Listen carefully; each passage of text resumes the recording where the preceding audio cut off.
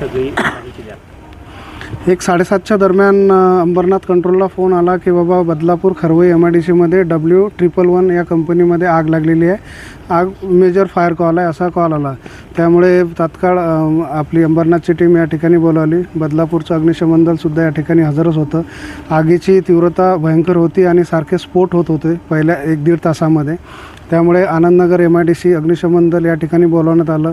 त्यानंतर प्रांत महोदय जे कंटिन्यू कॉन्टॅक्टमध्ये होते त्यांनी उल्हासनगर अग्निशमन दलसुद्धा या ठिकाणी पाठवलं. एकंदरीतच या ठिकाणी आपण बघतो की पाठीमागे जी कंपनी आहे सध्या ग्राउंड फ्लोअर आता कंट्रोल फायर जी आहे नियंत्रणामध्ये ती जळत आहे. चारी बाजूने आम्ही बंबार्डिंग करून प्रोटेक्शन सगळे अग्निशमन टीम तैनात केलेले आहेत. पूर्ण जे स्ट्रक्चर पाठीमागे 3 ते 4 मजल्यांचं स्ट्रक्चर आहे. वरची फायर विझलेली आहे. त्याने स्फोट होत होते, नक्की कारण काय होतं, काय केमिकल होतं? ह्यामध्ये फ्लेमेबल वेगवेगळ्या प्रकारचे सॉलंट होते, अनेक प्रकारचे या ठिकाणी पाठीमागे कंपनीमध्ये ड्रम होते 200-200 लिटरचे. त्यांचे ते ब्लास्ट आणि फ्लेम ज्वलनशील असल्यामुळे त्यांचे ते ब्लास्ट सारखे होत होते. आता ते पूर्णतः थांबलेले असून आग नियंत्रणात आलेली आहे. उजव्या हाताला आपण बघतो या कंपनीमध्ये सुद्धा आग पसरलेली होती. पाठीमागे जी एक फॅक्टरी आहे त्या ठिकाणी सुद्धा आग होती.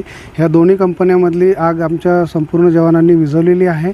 आता जे मेन प्लांटमध्ये फायर आहे ती नियंत्रणामध्ये जळणं वॉचमध्ये ती आम्ही कंट्रोलमध्ये जळू देत आहोत आणि थोडे आतमध्ये एंट्री करायला सोर्स तयार झाला की मग आतमध्ये जाऊन तिला पूर्ण कूलिंग आणि विझवण्यात येणार आहे.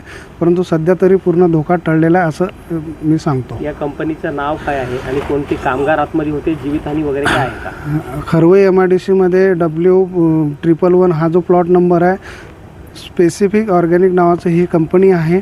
आणि जे मालकांच्या सांगण्यानुसार कंपनीमध्ये त्यावेळेस कुठल्याही प्रकारचे वर्कर किंवा कोणी नव्हतं सुदैवाने. त्यामुळे फार मोठ्या प्रमाणात होणारी जीवितहानी टळलेली आहे या ठिकाणी. कारण काय आहे सध्या तरी अजून नाही आहे, कारण आतमध्ये अजून आमची एंट्री झालेली नाही आहे. तर थोड्याच वेळामध्ये ते क्लिअर होऊन जाईल की नेमकं आगीचं कारण काय आहे. तर काही वर्षापूर्वी देखील या परिसरातील कंपन्यांना याच कंपनीला आग लागली होती अशी माहिती आहे. हो, आता आपण बघतो डाव्या हाताला ही कंपनी म्हणजे हे या 4-5-6 वर्षामध्ये कंटिन्यू फायर कॉल या ठिकाणी होत होते. तर हा सुद्धा एक चौथा कॉल आहेच पूर्ण याच टापूमध्ये 4 कंपन्यांच्यामध्ये. काय कारण असू शकतं, काय अंदाज आहे?